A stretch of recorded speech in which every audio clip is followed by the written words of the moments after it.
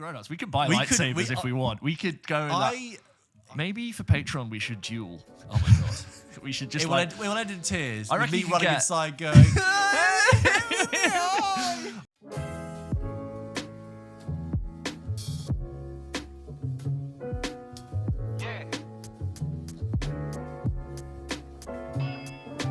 My hay fever is really bad. Oh, and I'd like to apologise for any sniffing. I do have tissues on the side, courtesy of George. I did sleep well, and I feel fresh in my brain, but in my face, it's like I've boarded a flight. Yes. And we just decided to. There have been a couple of times in Pulp Kitchen history where one of us has been on a red eye.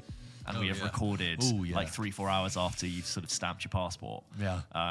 My face feels like I've just done that, but in my brain, George, I'm sharp. It's just the pollen. Well, I think I know what it feels like to be sort of like worn down by like bureaucracy and red tape, and that the operating system of my brain is like, we're ready to go, but the rest of my body with the nasal and the pollen and everything is like, sir, we can't move because we got nose running, we got eyes streaming, we got the bronchitis in the lungs. For anyone not in the UK, the tree pollen that's ravaging our nation is famous. It's I don't get hay fever every year. It'll be like, I'd say every third year, I'd say I get it bad, and this is bad. This is really, really bad. It's not that like crippling tears stream. It's just like a faint 30% FU every single day. Yeah.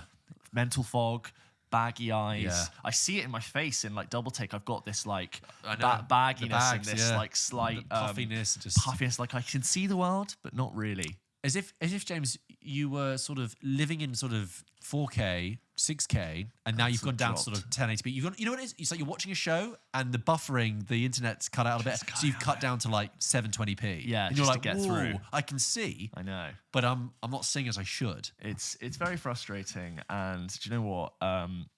It sucks. So I've taken George's advice and I've ordered a special type of hay fever medication to mitigate this for the rest of the summer. Yeah, it's a good. I mean, I don't know if I should. It would have been a place to talk about pharmaceutical products on this show. I don't want to get into trouble. Let's do it. But I personally take, for my hay fever, I take not sponsored, fexofenadine, which is the name of the thing, which used to be behind the counter, but now it's over the counter, which means you can purchase it. You only be able to get it on prescription, and it is the good stuff. I take it every day, and it does really help. So the year that I remember pollen being really bad was 2021, and they said that it was because everyone had spent so long indoors for COVID, your body hasn't built up a kind of tolerance of the dust and everything in the air. So when suddenly people are outside a lot, it's like, oh my god, a bomb. Yeah, we should be spending more time outside, not in a room podcasting. Well, do you know what? We do double take outside. Yeah, we do double. You know what? I take it all back. We've embraced the outdoors, even in the depths of winter. So do you know what? And that's, I would say, James, is one of the benefits. If you sign up to Double Take on Patreon, you can see us change through the seasons from puffer jackets to shorts. Linens. And well, actually, we do have a bit of a short embargo. Short ban, because it just doesn't look right on camera. We tried it once, and it was like legs everywhere. Legs just continue to sort of extend, just like bits of skin all over the place. So, but yes, we had a lovely time a couple of weeks ago at the BAFTAs, the TV BAFTAs in the BAFTAs. UK. For those who don't know, BAFTA, the British Academy of Film and Television Arts. Sure. Not awards, because it's the BAFTA Awards, isn't it? But it's the BAFTA. I'm a member of BAFTA, so it's like, no, I'm not, but one could be a member of BAFTA, British Academy of Film and Television Arts, I believe. Anyway, film awards are in the winter in February.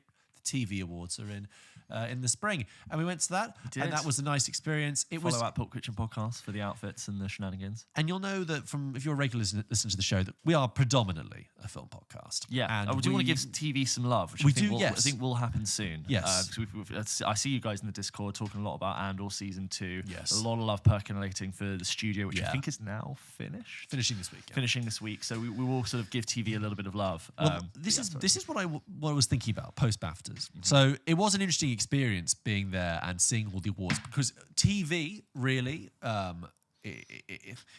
the element of TV that we watch from covering the show is like 5%. We're watching the streamer-based stuff. We'd seen like big tech stuff, the Baby Reindeers and the Andors and the streaming stuff. And on the one hand, I found it really interesting to learn, just a reminder of what great TV can be, and that it is immediate, and that it is often like nation-based and like local stories, relevant to people on a day-to-day basis. And I actually think a problem with the way that we talk about TV, not just like, I don't mean on the show, I mean just in general, is that we keep lumping the big tech shows, the streaming platform shows, in with television as if it is part of the same thing just because we watch it at home on a TV. I think it is much more accurate to call, instead of calling a show like Andor a TV show, it's a movie show. That's what it should be. It's a film that's been broken down into smaller parts, made with film budget, made by the same people that make movies. Whereas television is something much more immediate, something much more linear, often on traditional broadcasting, which is absolutely fine. But like watching the BAFTA Awards reminded me that the way that TV operates is so different to those movie shows. They're movie shows. They're much closer to movies than they are to TV. Whose fault is it? Is it like back when House of Cards was happening, or HBO, for example? Should they have had a new word for it? Because it was episodic, and that was the structure. It fell under the TV umbrella. But it's almost not to be confused with something else. It's hard. I think it's like HBO, I'd still say is okay. Well, back. I think it's pre-streaming. Now that it's kind of globalized and those top of the line prestigious shows, some of which are from HBO.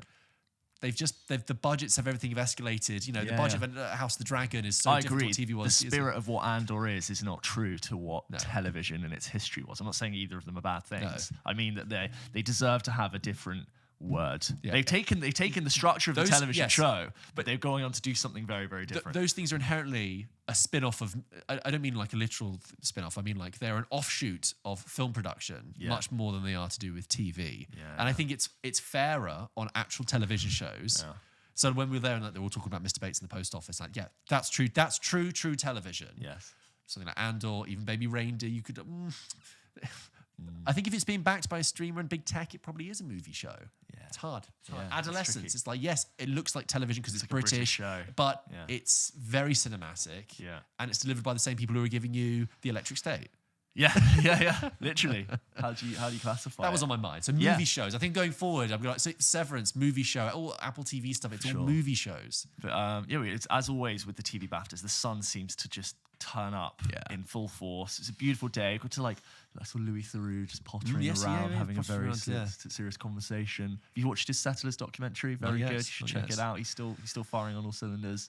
And we saw like a handful of influencers in like our pen of like of class of people who got invited, and but no like major film peers of ours who we also see at events. It was nice to go. Which was kind of flattering in a way to be like, you guys made it in. Big thing was managing hunger levels, George. Oh my God. Firstly, with our invitation came this very distinct, clear, you must eat before you go in because we're not serving food beforehand. The events are 3-4 hours long and then there'll be food. And even though we both ate, that was long. We both know that there are much bigger problems in the world than whether or not two podcasters got to eat when they went to the BAFTA TV Awards. However, we had to be there at 1 and there was no food inside and there's you have to wait for, you go through the carpet, which takes like 45 minutes, then you get up there to the bar and you're up there for 2 hours.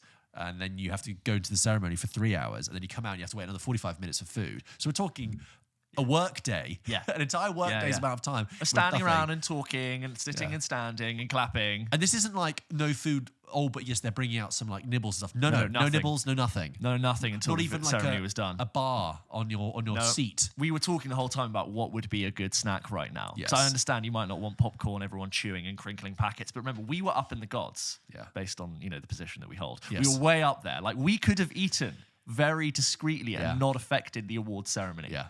Like gummies. You know what? Candy kittens. A Nutri-Grain bar. A Nutri-Grain. Do you remember sort those? of like, What's the audible level of a Nutri-Grain brunch bar? Like just something in there. And we were like, what would we eat if we could eat? And then I'd be like, we've still got 2 hours left before we can eat something. But I will say, in respect to Royal Festival Hall, when we did eventually get food, very nice. Garlicky steak chips. Really great fish and chips with tartar sauce, like little sort of miniature bowls. Big thank you to P&O Cruises for inviting us as well. Thank you to P&O Cruises for the invite. Yeah, absolutely. When the food came, and of course, guys, as you know from following us for a while, we out-ate our quota. We are like seagulls on Brighton Beach. We see where the food's coming from, and we get in there, and we're tall so we can reach over people. Especially coming out of a fast. Oh yeah, which it was. Like even at the best of times, when I've just eaten normally throughout the day, I'll take down. The waiters know me by name. Yeah. But in that situation, it felt like Lent. The guys would come out with their trays of like 12 little risottos, and the people would just hound. And I always thought they would come straight back in the kitchen. The chef would be like,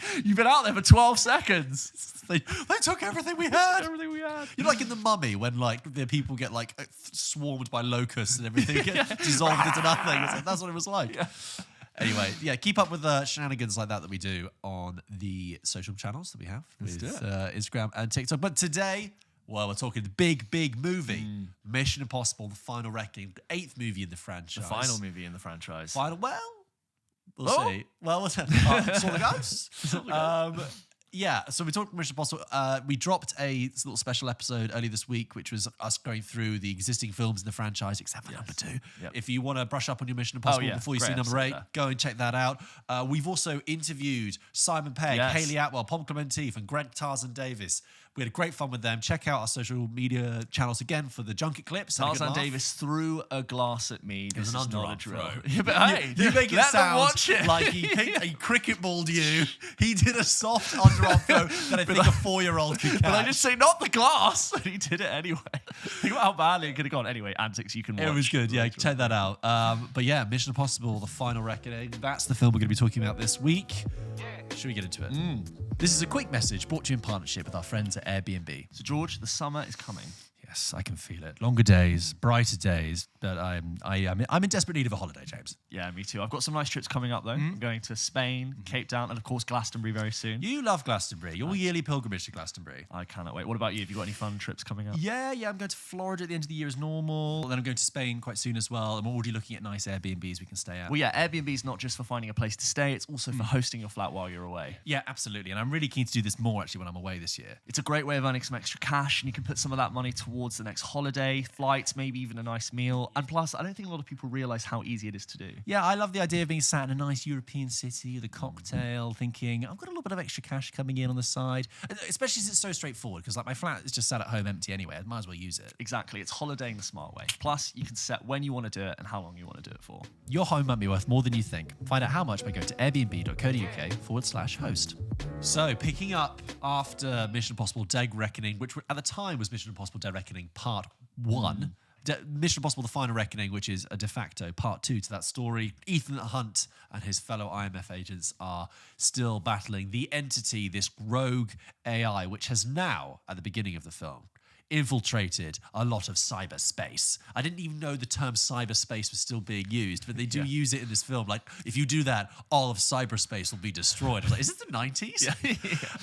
So the AI, the entity is a rogue AI that is rippling through the cyberspace world and is a threat to a lot of the world's nuclear powers. There is a sort of a ticking clock that the nations of the world are scared. The national nations of the world are scared at how quickly the entity can get access to all of the nuclear weapons on the planet. There's a big map in a war room where you see like DEFCON. India just lost its nuclear weapons. China, the UK, only America can hold out. There was a collective groan, by the way, when it was like the UK have lost. There was a sort of groan of like, of course we fucking lost control, incompetent. And within this, Ethan Hunt has the only way to stop the entity is to get access to its original source code, which we know from Mission Impossible: Dead Reckoning is aboard the sunken submarine, the Sevastopol, somewhere in the Bering Strait. And the only way to access this source code is to use a cruciform-shaped unique key that Ethan Hunt has, because from the end of the last one, and he is the only person who knows where the Sevastopol is, or indeed that the source code is on the Sevastopol. Information he has not entrusted to anyone else, but he is in a position to go out and get that to destroy the entity. Asking them to trust him one last time. With a lot of frowning generals and heads of state. Nick Offerman in full frown mode. You still have this villain called Gabriel, who's sort of like the entity's human person on the ground running errands for it. You have Simon Pegg, of course, as Benji Dunn. You have Hayley Atwell returning as Grace. You have Ving Rhames, of course, as Luther. He's in all of them. Pom Clementif coming back as, I think her name was Paris. I can't remember for the first one. I knew that she was French.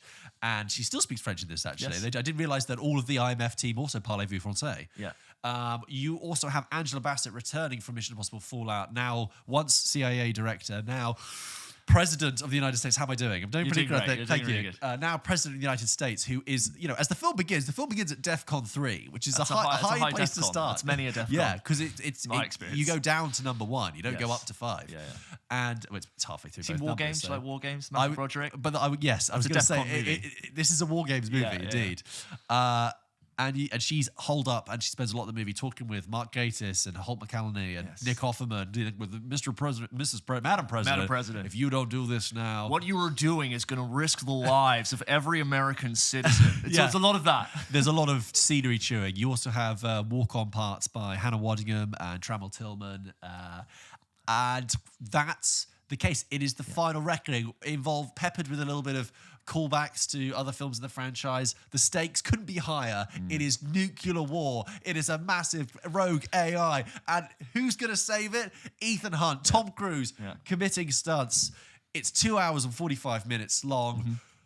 James, Mission Impossible, The Final Reckoning. First of all, well done on giving all the details about the entity and the nuclear fallout. So when it comes to this film, for any of you who've been listening for a few weeks now, who've been listening to Double Take, listening to the episode George hosted last week where he ran through the Mission Impossible series, you will notice that I have like an extreme affection and fondness for the Mission Impossible films. And especially most recently, having been so pleasantly surprised by Dead Reckoning Part 1, or just Dead Reckoning now at the time, really got into this, and I'm now like sort of repeating what I said previously. I really did feel that when it was sort of the proper relaunch around 3 or 4, probably from 4 onwards, I really got the sense that they understood exactly what Mission Impossible films were, what made them work, how to do them, and what the ingredients were. Even if maybe you could say some of these Mission Impossible films are starting to feel samey and repetitive, it didn't matter because they were consistently great. And I really just like doubled down on that coming out of Dead Reckoning, because I thought, you know what, it is more Mission Impossible, but god damn it, was that an entertaining film. And I was so ready to be like, this is starting to feel tired and repetitive, but I went and saw the film and I thought it was so action-packed and fun and playful and frenetic, and there were stakes and consequences, but everyone was still having fun, and there's that wonderful Mission Impossible feeling when 2 things are happening at the same time, all running around chasing the same objective. The Abu Dhabi airport sequence, for example, is a great thing of like so many. I think it was 3 things happening at once in that scene, and it just really worked. And just when you think there's no more action to come, you've got that amazing sequence on the train with the fat fryer and grease, and I just had such a wonderful, wonderful time. And it's important to understand that that film was originally called Dead Reckoning Part 1, and it is a Part 1, Part 2 to this film, which is Final Reckoning. And that's a really important distinction for my criticism of Final Reckoning, which it might be, as it stands so far, one of the most disappointed film experiences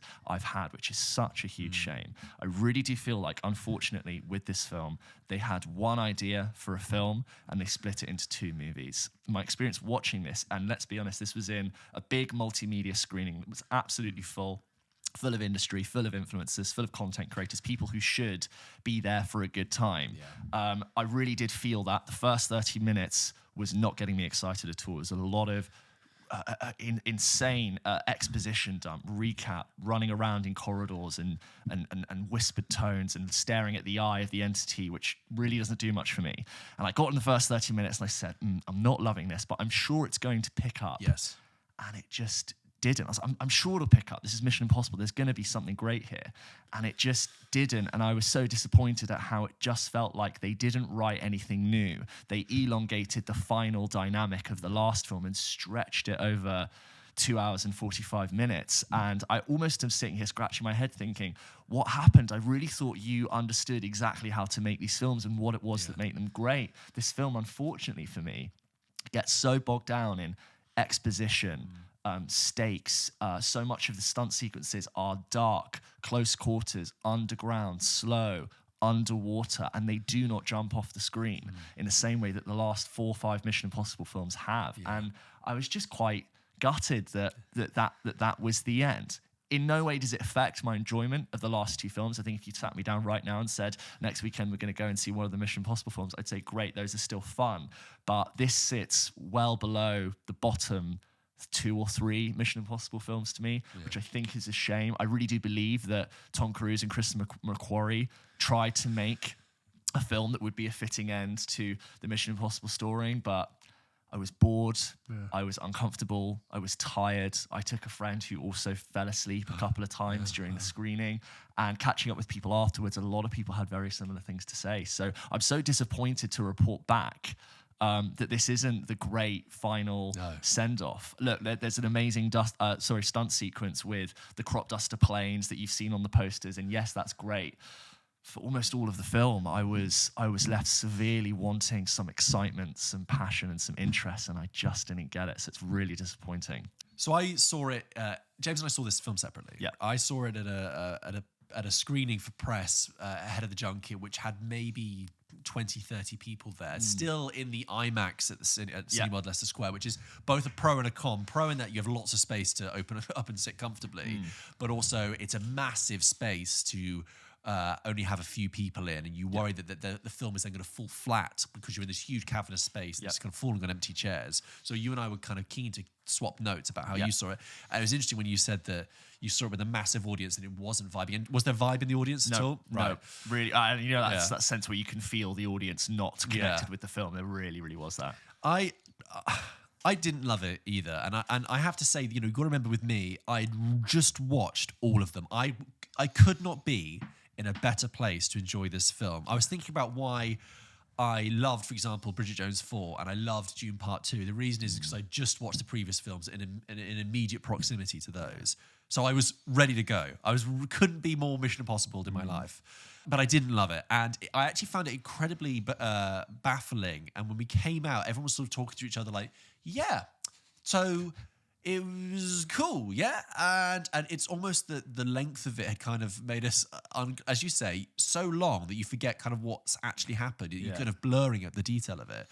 I think the first thing to say is that, it doesn't feel like a Mission Impossible film, which is really strange. Why do that for your final film? It is a kind of mix between Top Gun Maverick and War Games, but not in a good way. Yeah. And the main bizarre thing about the film is that it's oddly contained, and you spend a huge amount of time in the Arctic Circle, in the Bering Strait, dealing with the Sevastopol heist, as it were, the Sevastopol stunt, which takes a lot of time to set up. Now, I have two problems with that. First of all, we all knew at the end of Dead Reckoning that that's what we needed to go to. We needed to know that he needed to get on the submarine, and he had the key. I don't know why this film couldn't have opened with them already in the Bering Strait, ready to go. Action straight away. But okay, we're not. Secondly, the stunt itself of going on the Sevastopol, while one of the highlights of the film, and don't get me wrong, the moments of tension, people in the audience where I saw it were definitely leaning in, and it did aliven a bit. There's something about that whole stunt as a stunt that I just don't find that interesting, because it's not in the real world. It is very contained and dark and slow. And I just know the stakes for me. It's such a specific stunt of being on an abandoned submarine in the Bering Strait, deep below sea, in the dark. That alone as well. He's not there with anyone else. That I find it very hard to kind of engage with it on an excitement level. I really came out thinking, it's missing the zippy fun of the previous entries. I really think from 3 to 7, what those films understood, particularly from 4 to 7, which are like the consistent bunch, is this kind of cross-world zippiness of bouncing around. If you think about Dead Reckoning, you had Venice, you had Rome, you had this train ride in the Austrian Alps. UAE. UAE. You had this kind of globe-trotting zippiness, because, as I said in the special we did, this week, after about an hour with these Mission Impossible films, you don't really know where it's going. The plot's very sort of, you double-crossed him, and that doesn't matter because you're being chugged along with the breeziness of these stories and the set pieces. But for it to really slow down in this and take itself really seriously, this oddly serious, somber tone, I kept thinking, it's like it's a different franchise. Try something different. It's as unrelated to the Mission Impossible IPs we've come to know it as 1 and 2 are. It doesn't quite fit in the picture. This sense of finality they're giving it with the final reckoning, I felt, was like really not executed in the right way. I really didn't get the sense that this was the closing of a chapter. I felt when they had tried to bring in elements to make it feel like the grand ending. It felt really forced. There is a piece of fan service that they do, a passing reference to Jon Voight's character in the first one that I was just like, what? I guess. Yeah, okay. Really, is this going to come back again later and be a relevant plot point? Look, I mean, really. I'll try and balance this by saying some things I the more positive stuff. So look, it does open with a kind of in-world montage of all of the films, and as he's being briefed by Angela Bassett on the cassette tape, because obviously it's all analog now. I enjoy that. That's got me set up. And yes, the stunts when they finally get to it on the Sevastopol, that is great and exciting, and the plane stuff. Excuse me. But, in between that, there's a lot of bagginess and a lot of, the longer it goes on, the more I'm thinking, oh, well, why is Pom Klementieff here again? Who are you? And who really sort of, for me, got relegated to a role she plays in Guardians of like one-liner. She was a scary assassin who could really be a problem. And in this, she was just one-liner. And, they brought Kittredge back in Dead Reckoning. I really felt that they were bringing Kittredge back to serve some great purpose. Yeah. And he's not in this enough, doesn't really serve a purpose. All the stuff with Angela Bassett in the war room, it's just, there's too much of it. It got repetitive as well. And there's something with Nick Offerman later on that I was like, that's really pants the way they did that. You know what I'm talking about? So I was like, oh, that's really naff. I tell you who I do think is probably the MVP is Tremel Tillman, Mr. Milchick from Severance, who in every scene that he was in, I was like, I'm really enjoying you in this. You are basically Mr. Milchick from Severance going, Ethan H., congratulations, you've made it here in the Sevastopol. We have these things for you. And I really enjoyed him in it. But yes, unfortunately, it's this heavy, not very fun Mission Impossible movie that has its moments of spark and has its, don't get me wrong, you can see the work that's gone into it, and Tom, absolutely great. But, it feels lacking, so lacking. To me, it really feels like the film is an amalgamation of all the weaknesses that are true in the Mission Impossible film, but really expressed. I think all the weaknesses that are there about Ethan Hunt's character being a little bit thin and, underexpressed. The other characters not really having that much to do. It's kind of a film that writes the stunts first and the plot around it later. That's still true of the other films. But with this, those weaknesses feel so obvious to me. Yeah. And it just shows that it as a series, as a franchise, it's kind of surface. Yeah. But that surface, when you're enjoying it, is great. But here I'm going, this just didn't work for me. It's actually sort of made me feel less about Ethan Hunt's character and like the stakes that he had in Fallout, for example, where his wife was still in play. That felt more like a world-ending Fallout than this ever did. And just so it can't be expressed enough how bogged down this film gets with exposition. And I saw Dead Reckoning twice, and I hadn't seen it recently, but like I was in a pretty good place to jump straight in. Yeah. And they spent such a long time, I want to say 30, 40 minutes of explaining where we are and what we're doing and where we're going and who has what. And even though I got bored of listening, I was like, I know, come on. Yeah. Start going, and it just didn't. And I got halfway through, and I was like, God, I think this is bad. This is not good. It was reminding me of Dune Part 2. About the best thing about that film is how it just starts, and it not only does it's not just that it picks up immediately where it finished, but with Dune Part 2, that I really had that feeling of like I'm straight in. I really know where I'm captivated. Also, like.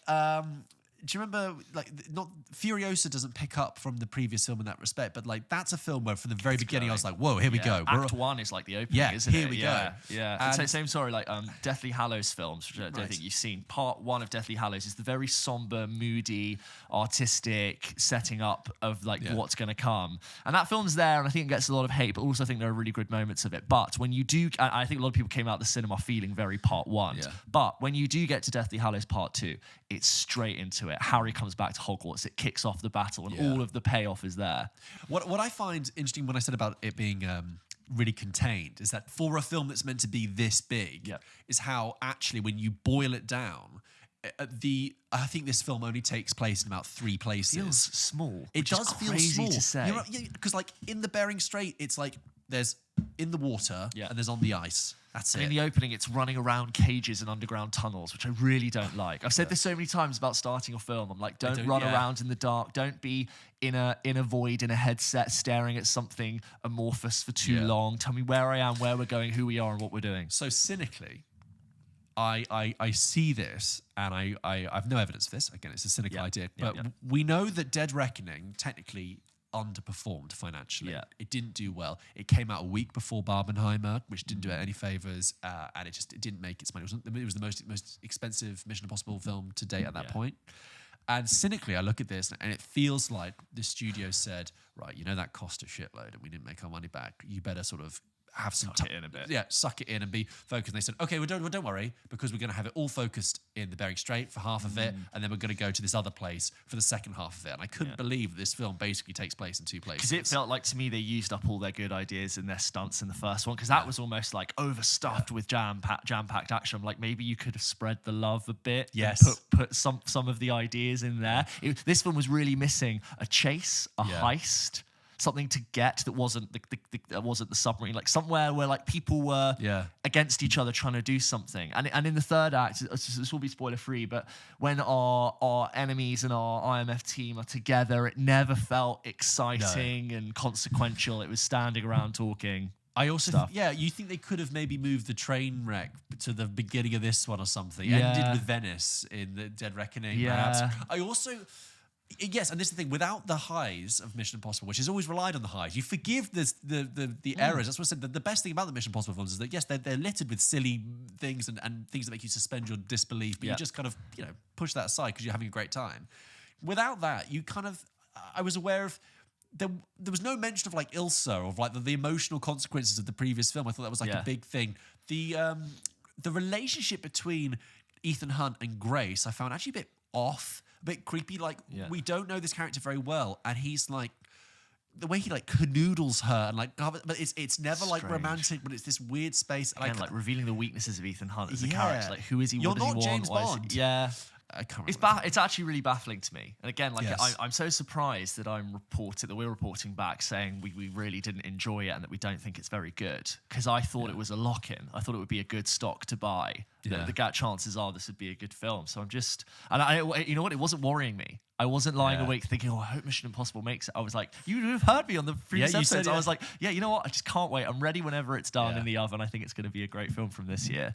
And I'm just surprised and baffled and a little bit. It's just sad, disappointed. It's a shame. Again, doesn't touch the previous films. They're all going to still be there. And the Entity, after a while as well, I got quite bored of it just being like this AI thing. I was like, I miss a proper villain. Why do we have to get sucked into this amorphous, ephemeral world of digital space? It just doesn't feel very... The great thing about Mission Impossible was in the real world. You're dealing with real people, you're doing real stunts on real planes. Because ultimately, the Entity's not a villain. It's like a weapon. It's a bomb. It's a causality. Whereas really, Gabriel's the villain, and he's kind of just one-dimensional, like a lot of our criticism of the other villains have been outside of Philip Seymour Hoffman. It's like they're not really that dynamic and interesting. I longed for like a real challenge to Ethan Hunt as a character and someone who wants to really...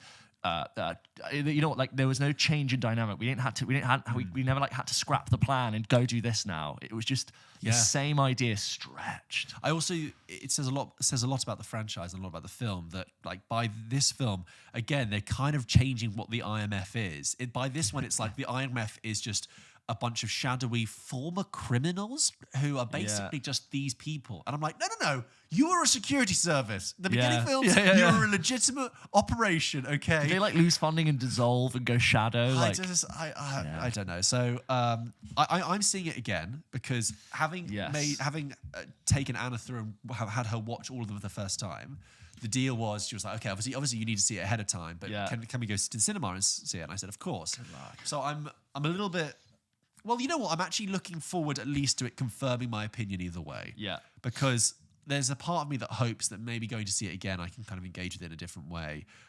We'll see. I will report back what second viewing is like. But it is a shame. I think I feel like I know what all the big Gladiator fans felt like after Gladiator 2. Yes. Yeah. Well, there you go. We that's our opinion on it. And as always, we want to hear what you guys think. You can, of course, send your emails in to hello@pulpkitchenpodcast.com, or you could support us on the Patreon, a VIP tier on Patreon, and priority access to have your email read out on the show. We have had some reviews of Mission Impossible. This first one is from a friend of the show and journalist Adam Barlow. Who writes in Mission Impossible: The Final Reckoning. Live on the scene, It's having Adam just Barlow. watched Mission Impossible: Final Reckoning. Adam writes in, says, "Dear James and George, in equal measure." That's the best one yet. Democratic. Yeah. but he's put me first. Right. So it's James and George in equal measure, not George and James. I really don't care. I just love them. I hope you're both well. We are, Adam. Thank you. I've just had an awesome evening at the media screening of Mission Impossible: The Final Reckoning. I've attended press screenings before, but nothing of that scale, and it was so much fun to spot the podcasters and social media stars that I look up to. James, that cup of Pepsi you swanned in with was a brave move considering the extended underwater scene halfway through. First of all, Adam, you are correct. I did have a large cup of something. It wasn't Pepsi. It's just a Pepsi cup. And that's why they do it, because we're all talking about Pepsi. Iced tea, peach iced tea. Okay. Did it affect your bladder control? Well, bladder. I had to pee in this. Oh, you had to pee. You know me. You're fine to pee in this one. I regularly don't. Well, but I did feel like I missed something though. But I just missed a lot of knotty plot. Right. At the time, I was that seems important. If you need to pee in the first 40 minutes, go pee. But anyway, peeing was a concern. You know what? I'm going to say this is. Sorry, I will say this doesn't matter. It didn't matter to me. If you want to pee, 2 words: aircraft carrier. That's a good time to pee. Yes, it is a good time to pee. Aircraft carrier. Yeah. Okay. Peeing was a concern, but sometimes for big. But that's what the Pepsi cup was for. There you go. On the big one. When it's big fun film, I sometimes empty my wallet at the confectionery stand. So we got a big soda and I got a Twix Extra. I had popcorn on the seat. Twix Extra, nice. Twix Extra, yeah. That was last minute. That was an impulse buy. They got me with that. But no, I then brought my cup to my seat, looked at the liquid, felt my body for homeostasis, how am I doing? Do I need to pee? And I was like, I'm going to do one last pee 5 minutes before. Friend of the show, Ailish, who we were sat next to, she had to pee halfway through. Dan, Movie Dweeb, had to pee. It was a problem. It was, but I made it all the way through because I emptied right before. That's all. Sorry, Adam, got what to say. Thank you. You should have said hi if you could have found me. I know it's quite hard to access, but it would have been great to see you. The film itself was exhilarating and featured some of the best action sequences I've ever seen. It felt earnest, gripping, and even brought a tear to my eye. How does Tom Cruise do it? A proper solid summer blockbuster. Loved it. I will say the near 3-hour runtime was self-indulgent. It could have easily been cut down by removing half of those exposition dumps in the 10% of the film that was flashbacks. Don't get me wrong, I care about all the characters in the movie making on display is second to none, but a film as tense as this could have given me a heart attack if it ran any longer. That aside, it was a real privilege to watch a movie alongside some of my biggest inspirations. He's hoping I'll make it to another press event soon. This message will self-destruct in 5 seconds. All the best, Adam. Well, there you go. I mean, Adam, it's so interesting because... I'm glad to hear people enjoyed it. So glad you enjoyed it. It's almost like you're describing what I loved about the last one. I just don't see it, unfortunately. It just did let me down, and I agree with you on the runtime. I don't think they were the best action sequences. I think they used up the best action sequences. I don't really like seeing an IMAX, all the stuff with the planes. It is jaw-dropping as they turn and bank over the ground. I was gasping, and at that point I was having fun, but it didn't forgive the other 2.5 hours that let me down, unfortunately. I'm saying that my kind of overall feeling is bafflement, and I'm hoping my second viewing can redeem some stuff. Right. Okay. I will also say, and then just again the finality of it. I'm like, oh, okay. I thought we were going to be like, this was like, whoa, like the ending of the franchise, and it's like,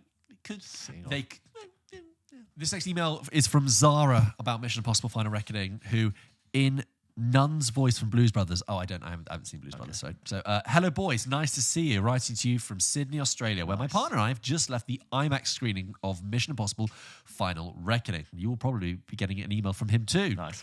I'm a new listener and first-time writer into the podcast, but I am eagerly waiting for your review of the movie because I personally loved it. There you go. I don't think my butt unclenched the whole 3 hours. I was kept tense, thrilled, humoured, sad, relived. I think you'd be relieved. And any other adjective that can go with it. Also, what I like about that sentence, which begins with, I don't think my butt unclenched, is that it's not in bold, it's just in a bigger font size. Yeah, it's like twice the font size as the other text. Slight sexist generalization here, but as a woman, action is not always my thing. However, I found every scene in the movie was in the right place. I don't remember the last Mission Impossible movie too well, but this one does a fantastic job giving reminders of what's going on without bombarding the movie with flashbacks. Although, on the flashbacks, sorry, just while I remember, the whole flat scene that was hinted at in Dead Reckoning with where Ethan Hunt knows Gabriel from. the scene in the tunnels with this woman who puts her hands up, Yeah. and he shoots her, and like Ethan Hunt is sort of framed. I thought we were going to get more about that. Right, I yeah, thought we were yeah. going to have that sort of explained. We don't. I'm afraid to say, just so it doesn't need to be there. They're just trying to do this whole thing of like every moment of your IMF career has been leading towards this. The final. You almost did the reckoning. Blofeld "No Time to Die" voice. No there. time, James. Everything you've done has been leading building up. towards, yeah. Although I find Tom Cruise can be slightly nutty sometimes, I have immense respect for the lengths he makes himself go to and the limits he pushes to get the shot, and this movie was no exception. Filled with stunts that make you hold your breath and grip the armrest, he keeps you on the edge of your seat with what's happening next. I also have to show some love to the rest of the cast. Simon, Haley, Pom, Ving, I could go on. Everyone was fantastic and added each of their own amazing elements. Very, very interested to hear what you two have to say about it, and I'm truly hoping you don't tear it apart. Well, I don't think we've torn it apart. I think we've respectfully been like, we love the franchise, we love the films. Yeah. This film, for these reasons, disappointed. P.S. I would also be interested in what you have to say about the current boom in IMAX movies coming out. Since Oppenheimer, it feels like every director is hopping onto the IMAX bandwagon. Is it worth the hype money? From a non-movie expert, I'm not too sure how extra it is adding to the watching process. Well, as you said before, it's only filmed on IMAX, worthwhile. So currently, as it stands, there are two different words knocking around. So just remember, IMAX is not a standard, it's a brand. Yeah. It doesn't actually represent like a particular frame rate. We have currently filmed for IMAX and filmed with IMAX cameras, and those two represent very different things. So a lot of the Marvel stuff you're seeing, and I think Superman coming up, is filmed for IMAX. So it'll be filmed on a larger sensor to be enjoyed on an IMAX screen, not filmed with IMAX cameras, which is what most recently Sinners was filmed with on 70mm film, which is and like... The Odyssey will be the first major blockbuster to be filmed with IMAX cameras. Yes, we'll cover this on Double Take, which means for the Odyssey that none of the sound you're hearing will be what they recorded on the day. They will record sound, but I imagine almost every bit of dialogue will have to have been redone, which Nolan does a lot of anyway for his films. But if you've heard an IMAX camera, the BTS for Nope was very... They did loads of IMAX stuff, and you can see the size of the cameras and the sound that they make when they're rolling, and it sounds like a tractor. So even outdoors, you can't record sound. So all of Odyssey's sound will most likely, unless they figured something out. Yeah. As it stands, that none of the sound you're hearing will be true. So what they typically do for the indoor scenes with, Oppenheimer and like Jason Clarke in The Thing, they would have shot on 65mm, which is not IMAX, but just a large format sensor, which when you're watching on a screen will work. Just remember, it's really annoying. There's different types of IMAX. IMAX is not a standard, it's a brand. You look out for 70mm. That's what people would consider is the true stuff, the real one. Thank you, Zara, for that. But basically, the reason why is that it's just it's the cinema industry doubling down or trying to give you a reason to go and see it in the cinema. Like the 3D thing last the 3D decade. thing. I'm not necessarily anti it. I think it's quite good to sort of commit to the big screen experience and say, but if you didn't see it in IMAX, you didn't catch the same way. They're trying to entice you with all of that. I don't want all films to be these like large format big screen action films, but as it stands, if they're being made well, I'm all for it. It's good fun. Yeah, I don't need to see Sing Sing in IMAX. Yeah, what unfortunately has happened. What unfortunately has happened with like the comedies and the rom-coms is that people go, I can have just as much enjoyment watching this at home. They're not wrong. So the action is going, but you get to see more of the frame. You didn't see all of the film. Come to the cinema, give us £25, and they get to charge a bigger ticket for it. Thank you, Zara, for that email. This last one about Mission Impossible is from Jack. Jack writes in and says, "G'day, George and James and George. Thank you for your wonderfully entertaining podcast. I'm a new listener / first-time emailer, and I've managed to listen to 5 to 8 episodes a day. Whoa! Cleaning pools in Sydney. That's a lot. Like, surely by that point, the films are blending in with each other. The conversations are a day. Just 8. So like what, hour 15, hour? While cleaning pools in Sydney. But you know what? What a flow state you must be in. Jet washing the grime off of that. Yeah, with a game. With a game. Just like I have a lovely image of you, Jack. I'm going to say you're in jorts. Jean shorts with the big overgrown big cans. Beautiful sunshine. And you're just having a lovely time, just getting rid of this grime. Do you think he's just like, he's with a little net going, they're talking about me. They're talking about me. Falls in the pool. Also, hang on. If you're from Sydney, Australia, does that mean were you the other half of Zara then? This would make sense, actually. Yes. But first of all, 5 to 8 episodes a day. I assume you are... Yes, if you're new, you're going back to the back catalogue, well, actually, the archives. Hang on. You guys sent this email in at exactly the same time. So you must be. The keys, they turn, all right, and send. DEFCON for their email. Well, good day. That's cute. 5 episodes today, working cleaning pools in Sydney, Australia in the last month or so. I'm almost all caught up. Almost all caught up. Your podcast gets me through crazy days of standing in the rain or boiling in the sun. Oh, wow. Thank you so much for racking up those numbers. I'm writing in as I've just watched the newest installment of the Mission Impossible franchise at the IMAX in Sydney. The first time I've been to IMAX in 15 years. Oh. All I have to say is wow. With its spectacular stunts and amazing characters, I found myself thoroughly entertained as much as I've ever been with all the previous films. With stale popcorn in hand, I was grasping my partner's hand through all the action scenes and on the edge of my seat. I will refrain from including any spoilers. Time for Tom Cruise to get back to the serious character actor we know he is, put the stunts away and show us what he can do without it all. Whatever comes next, I'll be buying the first tickets. Hot take to end my first email, Pulp Fiction is overrated. I found the whole Bruce Willis storyline not nearly as interesting as the rest of the film. After a big rewatch of all the Tarantino films, Once Upon a Time in Hollywood has become, he spelled it out as Ueti. Yeah. How does that save time? Yeah. Once Upon a Time in Hollywood has become my number 2 behind Inglourious Bastards. Thank you again. This is my new favourite podcast, Jack. Jack, thank you so much. I mean, there you go, George. That's 3 emails we've read in now of people who've probably had the chance to see it ahead of time, completely disagreeing with us. We might have another hitman on our hands. Okay. Look, I am glad and relieved that some people have enjoyed it because we don't want it to be a disappointment. We want as fewer people as possible to feel the disappointment that we feel. So if you've gone and enjoyed it, great. And actually, it makes me excited. The fact that I am going back again, I'm hoping to have that a little bit. Yeah, report back. Because you will. Because it's my job. We got to talk about something. It's what we do.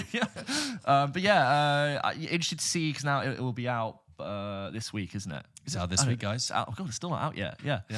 So it'll be out in 2 days from when you're listening to this. In the UK. Because obviously Aussies have got it already. Please write in and let us know your thoughts to hello@hotkitchenpodcast.com, because I would genuinely be interested to hear how people are feeling with The Final Reckoning. But should we do some non-Mission Impossible emails now? Let's do it. George, should we go through some of the other emails that we get sent into the show every single week? As always, guys, if you want to send in your thoughts, your questions, your concerns, your reviews, you can do by emailing them in to hello@pulpkitchenpodcast.com. Or you can support us at the VIP tier on Patreon and have priority access to have your email read out on the show. Just like you can if you sign up to the VIP tier.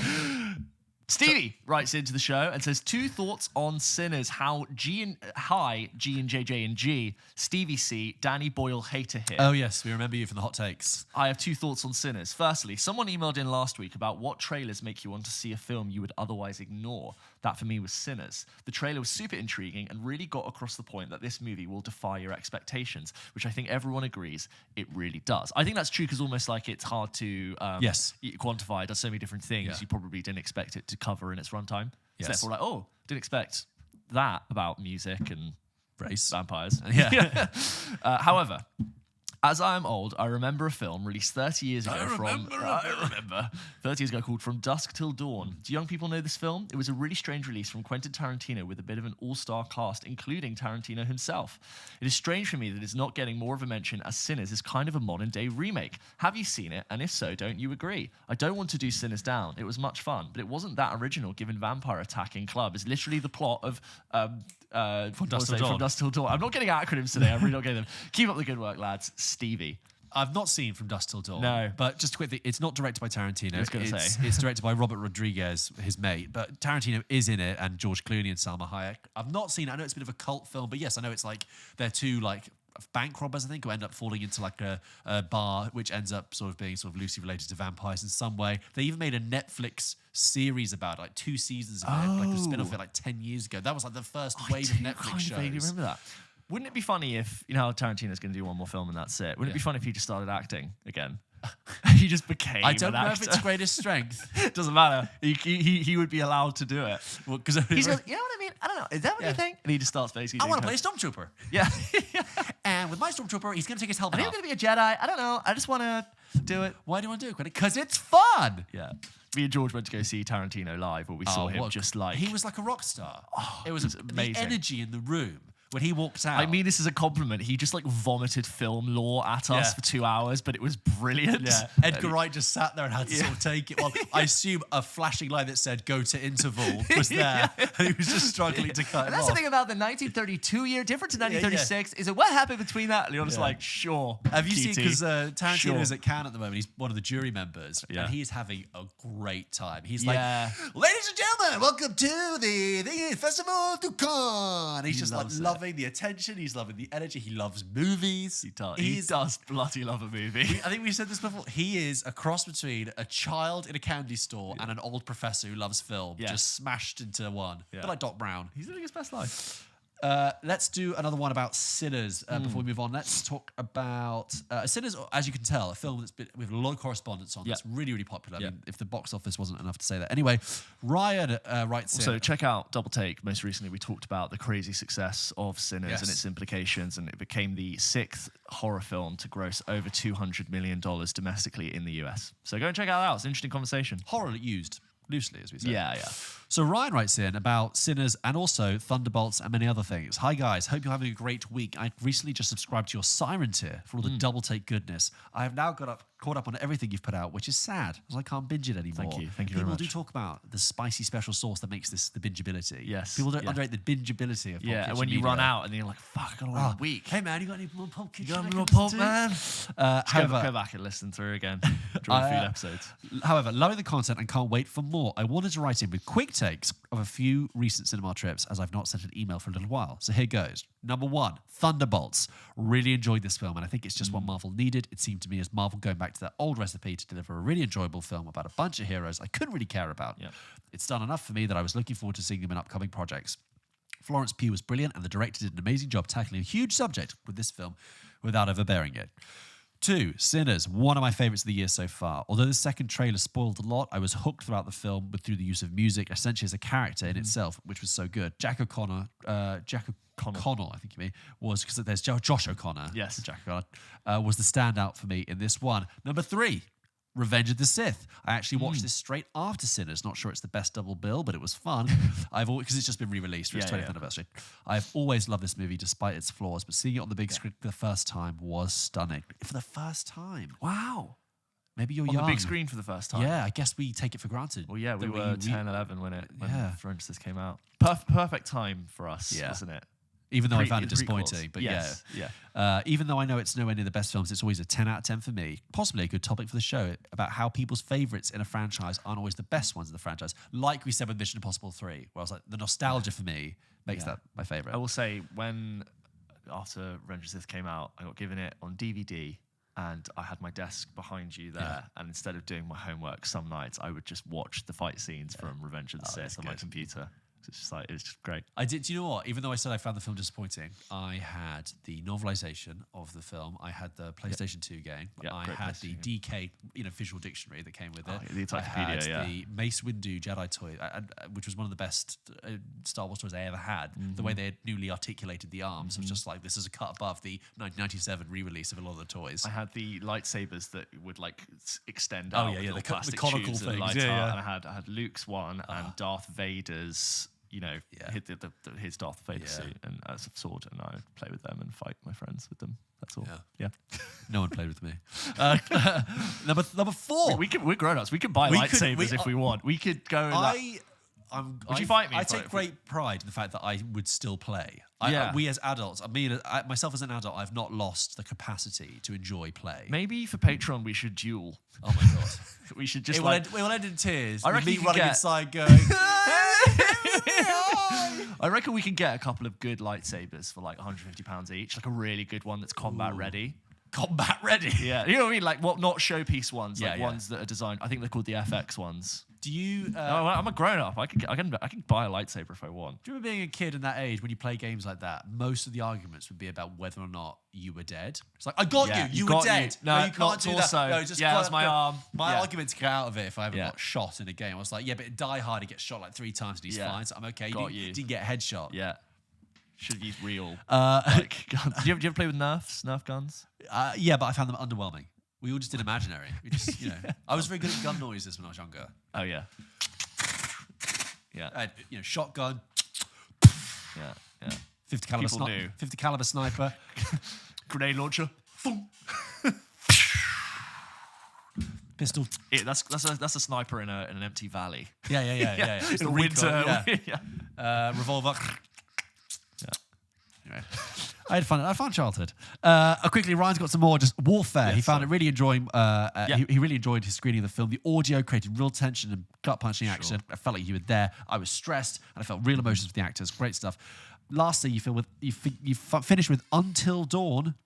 Is that Until Dawn is a film that's come out adapted from a game. Is it meant to be good? I don't know if it feels really good. The game's great. You'd like the game actually. It's like a cliche bunch of teenagers descend on a wintry cabin. Oh, nice. It's got Rami Malek in it. Brilliant. And Hayden Panettiere and some other stars, and you play as all of the different characters. But if your character dies, they die forever in the game, and you make a lot of choices on like left or right. Should I go down? And the monster's like chasing you. It's actually quite good fun. They remastered it for PS5. Also, just talking of Rami Malek, did anyone see The Amateur? That was a big release. Oh my God, we weren't around for it. We missed it, and then no one. I got no emails about it. Nothing.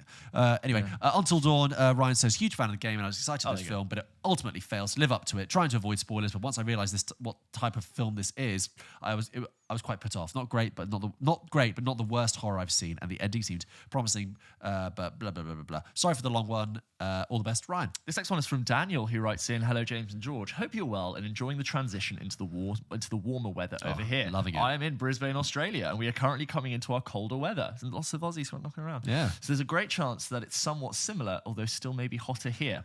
I'm sure it is hotter there still. My partner and I were still able to catch Thunderbolts last week, and for the first time in a good while, I'm unsure how I feel about it. Right. I generally make my mind up pretty quickly with Marvel movies, one way or the other. However, this time around, I'm somewhat in the middle. I'm kind of the same. I feel like Thunderbolts for me, this is not me, this is James now. Yeah. I feel like Thunderbolts for me was overhyped, and it wasn't bad, but I'm like, it's fine. Yeah, I think people were like, "Oh my god, this is grim." I'm like, "It's fine. It's okay. It's a bit of a step in a direction that's improved. I'm not like hailing the recovery of the MCU. No. There is a lot to like about Thunderbolts, and you can go and check out our review.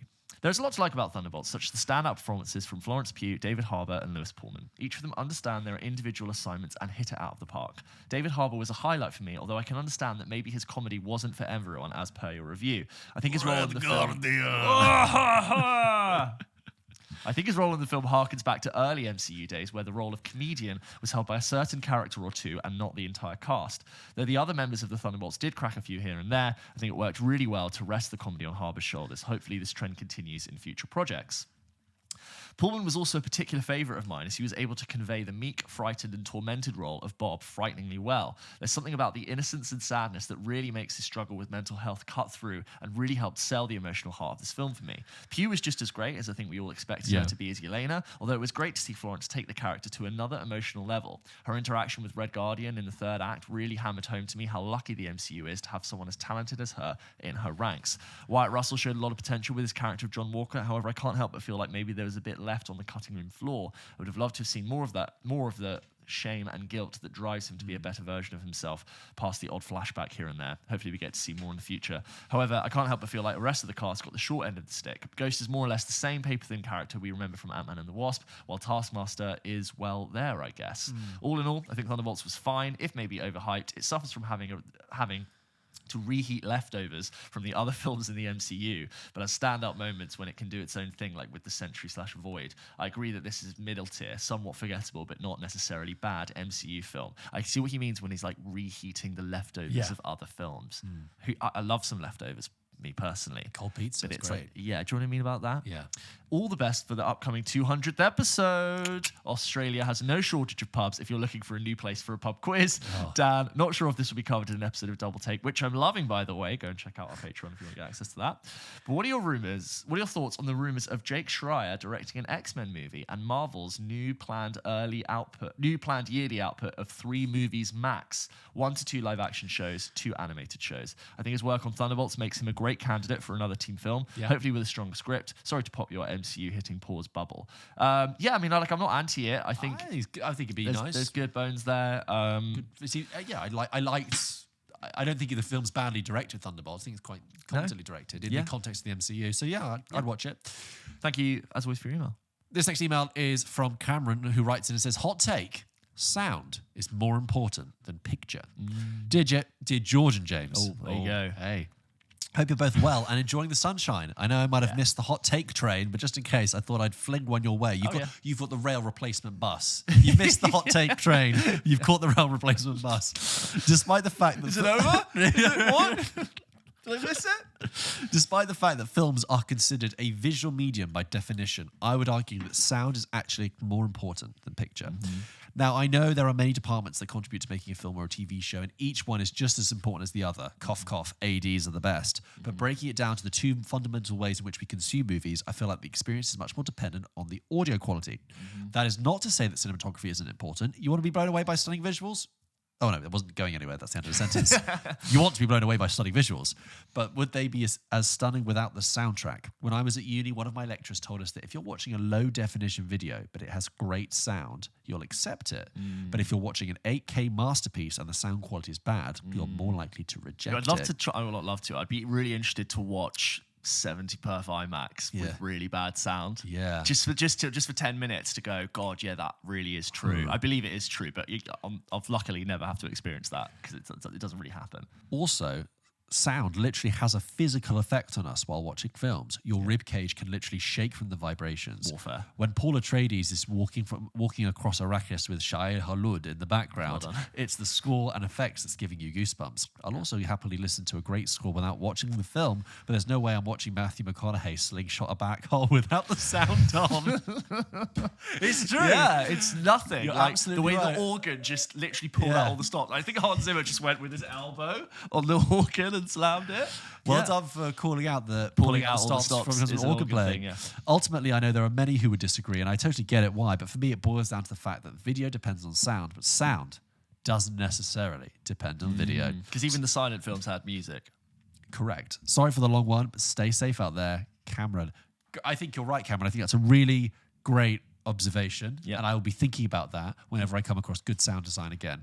I like to watch films at home with big headphones on, and it improves my enjoyment of it. Obviously, like in another world, I'd love to have like large speakers, but big noise cancelling cans, I hear everything, and I find myself more sucked in, and I'm concentrating more on the film. Also, I'll even do it with that TV on my bed. Isn't it a tip to budding filmmakers that if you want to create, let's say you were doing a horror film, it's easier and cheaper to create atmosphere through sound, a great sound design, than visuals. Yes. You know, think of and the absence of sound. Oh, exactly. Don't even put sound in there. Yeah, well, that's it. Don't leave them in silence. That's also something with music that I think Keith Richards talked about, which when you think about it, is so interesting. It's like a song when you're listening to it, it's not just sound, it's also where they haven't it's the absence of sound as well. Yes, yeah. Like a key going into a lock, the way it interacts. Yes. And you're like, whoa, brilliant. It's Well, like actually, Keith Richards would say it like, if you want to know about sound, that's how making it in the 70s. That's a Keith Richards impression for you. Belle writes in about past lives and Celine Dion, Celine Song's upcoming film. Hi, fellas, Bella here. Well, and the current state of the romance genre. Oh, sorry. She's written it like it's a PhD title. Past lives and Celine Song's upcoming film with the current state of the romance genre. Belle writes in and says, hi, fellas, Belle here. Long-time listener, but my first time writing in with a dancing dress woman emoji. Kicking the door down for the emails. I decided to give Past Lives a watch after hearing James pick it several times over other A24 films in your game from episode 174 in the This or That A24 edition. You have formatted this email like an academic paper. You've referenced it you've given the episode number. Fantastic, Belle. Like I expect like a bibliography of where all the references in my own podcast were. Another more evidence, George, to show that we are saving cinema. We contribute to the yes. By the end of the film, I was a crying mess, sitting in a puddle of my own tears. If you want to go and check out our review, I think we both came in and reviewed it differently. Brilliant. But I think it was my favourite film of that year, and I gushed. It's wonderful. Absolutely great film.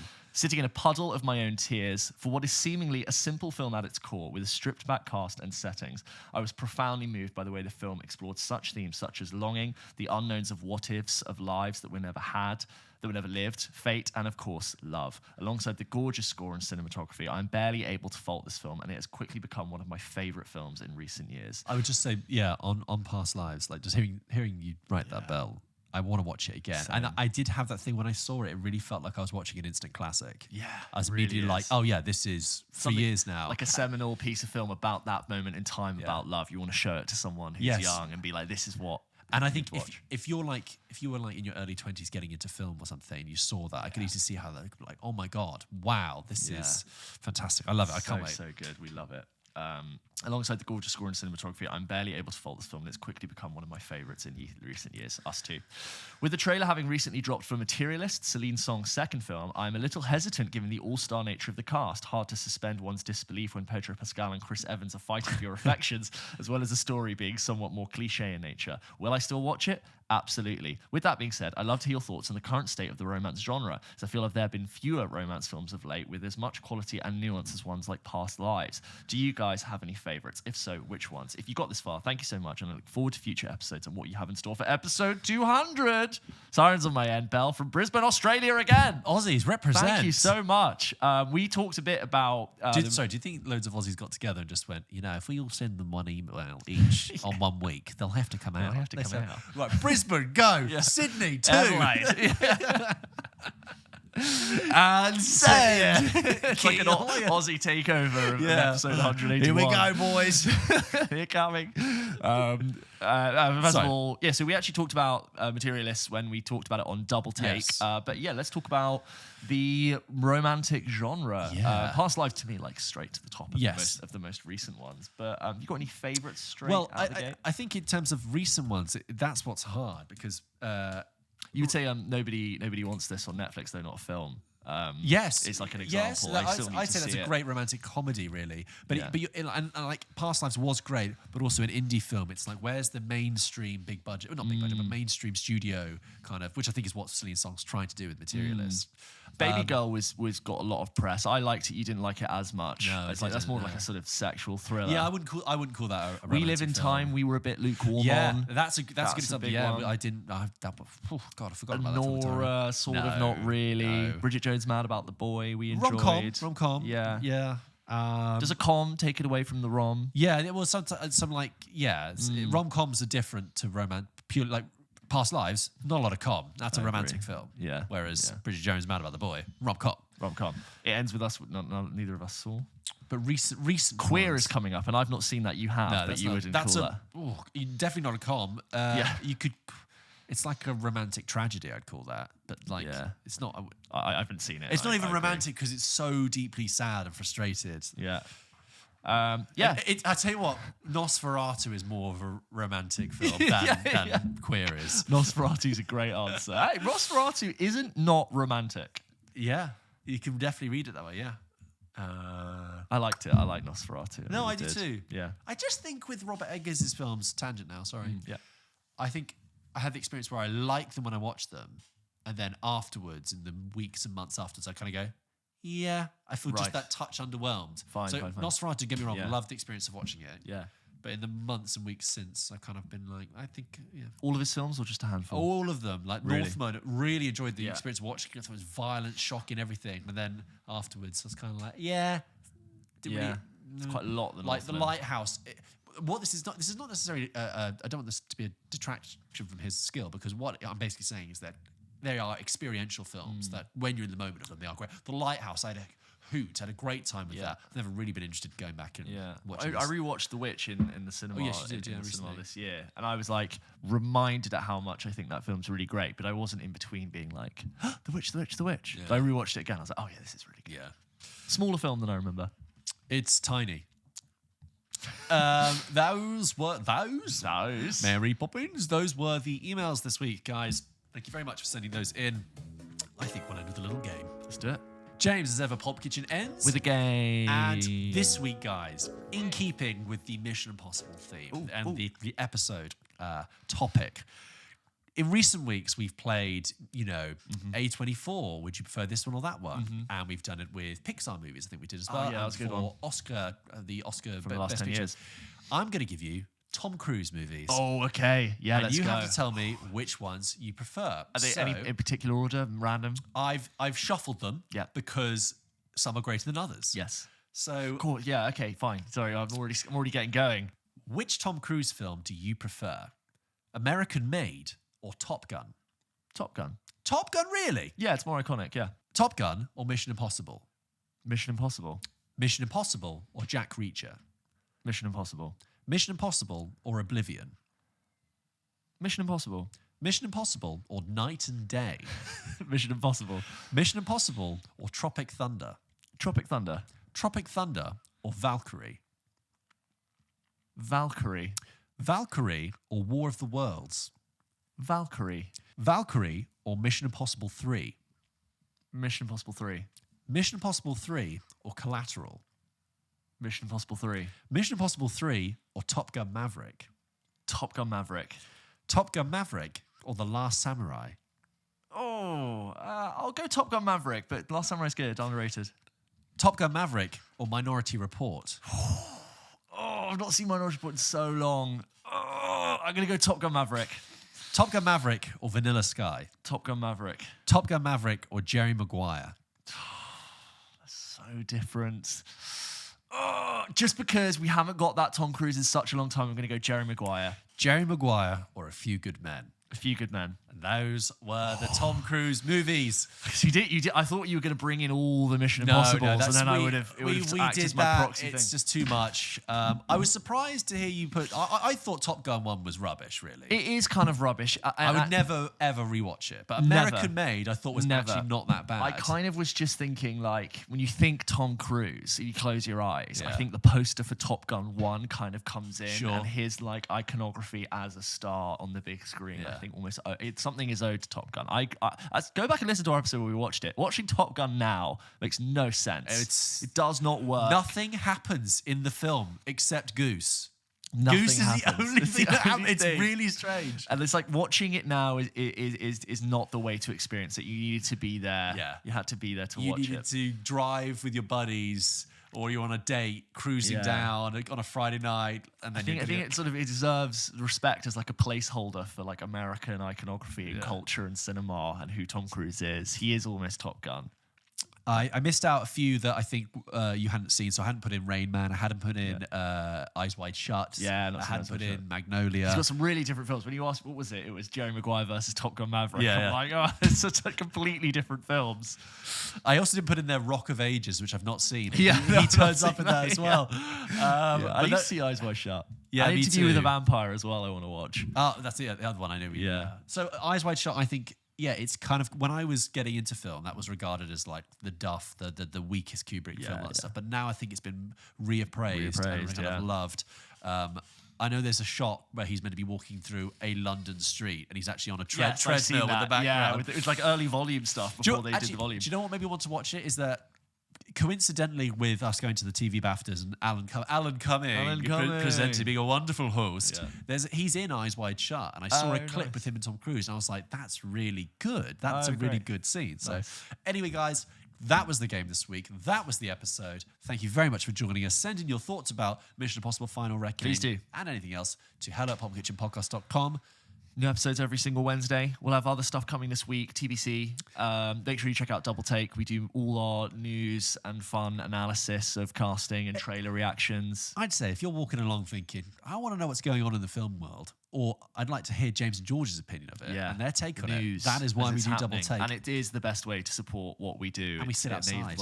And it's outside. We don't do it here. It's like a whole different energy. It is the best way to support what we're trying to do here. And just a reminder, it is just me and George producing this thing. Yeah. So if you did enjoy what you do and you want to throw us a bone, consider checking out our Patreon. And I you know what, James is right to point that out. Like we are still an independently produced podcast, Yes. and when we turn the cameras off and the microphones off, it's not like we go and continue our day. It's we then have to sit and we edit, we edit and we plan and we do stuff. Hey, we'd love to get acquired. Would love a huge paycheck for exclusivity acquisition. As it stands, that's not currently what we have. So check out that Patreon. Thank you guys, and do continue to check out our social media feeds, our Instagram and our TikToks. We've got some great film bites we're doing at the moment and lots of fun events we go to. So continue doing that. Thanks as well to our producers, Finn and Dave. Have a great week, guys. Bye-bye. Bye.